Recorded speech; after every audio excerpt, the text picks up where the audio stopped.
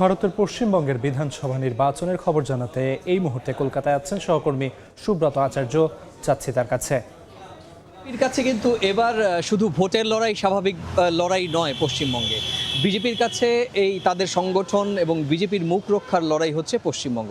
আপনি জানেন যে এই গোটা দেশে কেন্দ্র এবং রাজ্য শাসিত যে রাজ্যগুলো রয়েছে সব মিলিয়ে 36টি স্টেট রয়েছে। তার মধ্যে 28টি রাজ্যের 14টি রাজ্যে সরাসরি বিজেপির মুখ্যমন্ত্রী তারা মুখ্যমন্ত্রিত্ব করছেন। আর বিজেপি এনডিএর সঙ্গে জোটের হিসেবে সেই সংখ্যাটি 19টি। পশ্চিমবঙ্গ, তামিলনাড়ু, কেরল এই তিনটি যে রাজ্যে এবার বিধানসভা নির্বাচন হচ্ছে, এই তিনটি কিন্তু অবিজেপি রাজ্য।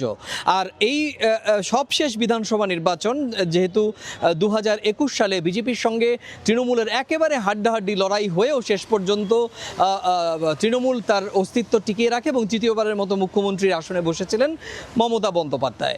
এবার অবশ্য বিজেপি বলছে যে এবার তাদের এই রাজ্যের 294টি আসনের মধ্যে 170টি আসনের লক্ষ্যমাত্রা তারা নির্ধারণ করেছেন এবং সেই 170 আসনের লক্ষ্য নিয়ে এবার বিজেপি মাঠে নামছে। এবং কিছুক্ষণের মধ্যে আপনি জানেন যে প্রতি বছরই 2021-এ আমরা দেখেছি বিধানসভা নির্বাচনের সময় যে বিজেপির আনুষ্ঠানিক যে প্রচারণা শুরু করেছিলেন দেশটির প্রধানমন্ত্রী নরেন্দ্র মোদী, সেই কোচবিহার উত্তরবঙ্গের রাসমেলা ময়দান থেকে 2024-এর লোকসভা নির্বাচনেও যে দলীয় প্রচার শুরু করেছিলেন প্রধানমন্ত্রী নরেন্দ্র মোদী, সেটিও দেখা গিয়েছিল যে কোচবিহারের রাসমেলা ময়দান থেকে। এবারও দেখা যাচ্ছে যে তাদের এই পয়া মাঠ রাসমেলা ময়দান থেকেই কিন্তু এবার প্রধানমন্ত্রী তার দলীয় যে প্রার্থী 294 জন প্রার্থীর হয়ে প্রচারণা শুরু করবেন।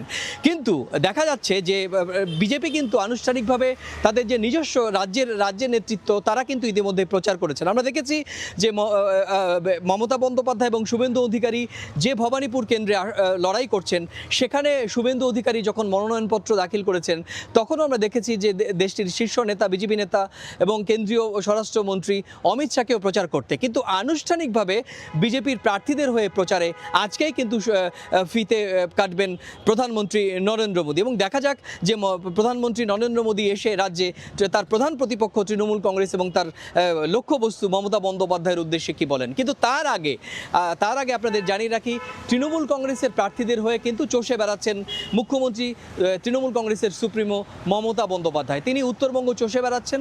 আজকেও কিছুক্ষণ আগে মুর্শিদাবাদে তিনি একটি সভা করেছেন। দলীয় সভায় তিনি কিন্তু একেবারে সরাসরি প্রধানমন্ত্রী নরেন্দ্র মোদী, স্বরাষ্ট্রমন্ত্রী অমিত শাহ এই দুজনকে লক্ষ্যবস্তু করেছেন। এবং বিজেপি যে শুধু রাজ্যে নয়, আগামী লোকসভা নির্বাচনে 2029 আপনি জানেন যে লোকসভা নির্বাচন, সেই নির্বাচনেও কিন্তু কেন্দ্র থেকে তাদের যে শাসন ব্যবস্থা সেটি কিন্তু তারা পরাজিত হবে। এবং একই সঙ্গে তিনি প্রশ্ন তুলেছেন যে ভোটার তালিকা সংশোধনের নামে যে ভারতের নাগরিকত্ব হরণ করা হচ্ছে এবং বিশেষ একটি ধর্মের মানুষকে বেছে বেছে কাটা হয়েছে, সে কারণে 2024-এর যে লোকসভা নির্বাচন হয়েছে সেই নির্বাচনেও কিন্তু নির্বাচনটি অবৈধ নয় এবং প্রধানমন্ত্রীকে পদত্যাগেরও দাবি জানিয়েছেন। তো এইভাবে আগামী কয়েকদিন আপনি জানেন যে 23 এবং 29-এ 2 দফা বিধানসভা ভোট, আগামী কয়েকদিন রাজনীতির মাঠ উত্তপ্ত থাকবে। এটি কিন্তু আমাদের কিন্তু দেখতে হবে। তো এই ছিল আমার কাছে পশ্চিমবঙ্গে বিধানসভা নির্বাচনের প্রচারণা আমার কাছে থাকা সবশেষ তথ্য। কলকাতা থেকে সবশেষ খবরাখবর জানাচ্ছিলেন সহকর্মী সুব্রত আচার্য।